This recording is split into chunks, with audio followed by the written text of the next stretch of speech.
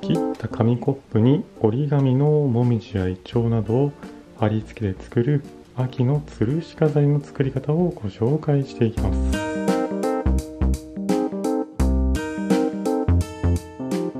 まずは紙コップを加工します。こちらの紙コップは100円均一で売っている 205mm の紙コップになります。まずは飲み口の上の反ってる部分をハサミで切ります。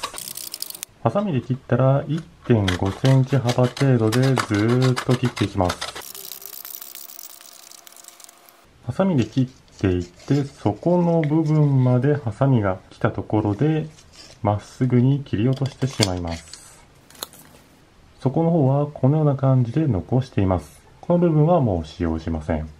次に紙コップの底の側だった方、こちらに切れ込みを2箇所ほど入れます。反対側にももう1箇所入れます。ここに紐をかけます。次はタコ紐などの紐を使います。長さはお好みの長さで伸ばしてください。ある程度伸ばしましたらハサミで切って、そして先ほどつけた切れ込みの部分にこのタコ紐を差し込んでいきます。はい、このような感じです。あとは紐の方を結んでください。はい、このように結びました。余分な紐については切ってしまってください。ここまでできましたら次はもみじの葉っぱを作っていきます。まずは折り紙を半分に折ります。半分に折ったらまた半分に折ります。折ったら開きます。開いたら真ん中の折り筋に向けて右下のこちらの辺を合わせてで三角に折ります。折ったら左の方も同じように三角になるように折ります。折ったら開きます。開いたらこれを裏返して裏返すと全てのものが山折りになっていると思います。そしたら右の先ほど折った山折りの線を真ん中の折り筋に合わせてまず動かしていきます。で、重なったところで2ミリほど、3ミリほどずらして、そして折ります。次に真ん中の折り筋を今度左の折り筋の方に向けて動かしまして、そしてここでも同じように2、3ミリほど、1、2ミリほどずらして、そして折ります。最後の部分は左のこちらの山折りの折り筋をこちら下の折り筋に、下のところに向けてこのように動かしていって、そしてここでも同じように2、3ミリほどずらして折ります。はい、このような形のものを作ります。次にこのような形で切っていきます。角の方を頂点として真ん中の方に向けてハサミを入れて、最後はこちらの薄いところですねを切っていきます。このように書いて、あとはハサミで切ってください。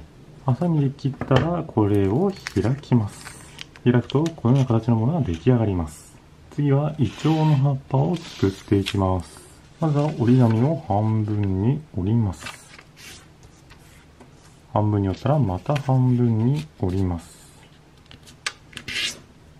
折ったら三角に半分に折ります。次にこれにイチョウの絵を描いて切っていきます。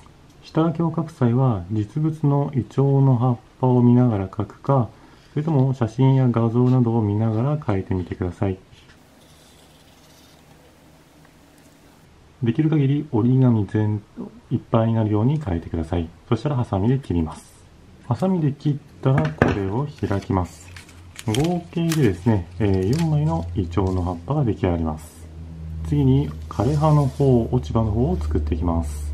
まずは折り紙を半分に折ります。折ったらまた半分に折ります。次は三角になるように斜めに折ります。そしたらこれに下書きを描いていきます。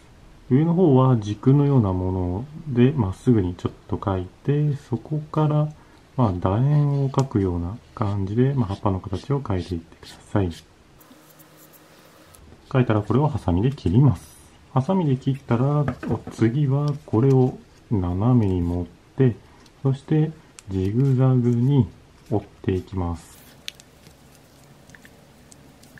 で、このような感じでジグザグに折ったら伸ばして開きます。そうするとこのような感じの落ち葉、枯れ葉が出来上がります。お好みの枚数と色で作ったらこれらを貼り付けていきます。ちなみに、もみじの葉っぱについては6枚、枯れ葉については大きな折り紙を2枚、イチョウの方も同じように2枚の折り紙で作っています。紙コップの紙はこのように渦を巻いてますんで、この外側に貼り付けていきます。まずは折り紙の裏の方に糊を塗りまして、塗ったらまずは上の部分、紐をかけているところですね。ここに貼り付けます。貼り付けたら次の部分、ここにもですね、別の種類の折り紙を貼り付けていきます。このようにしてですね、どんどんとお好みの色、種類の折り紙を貼り付けていってください。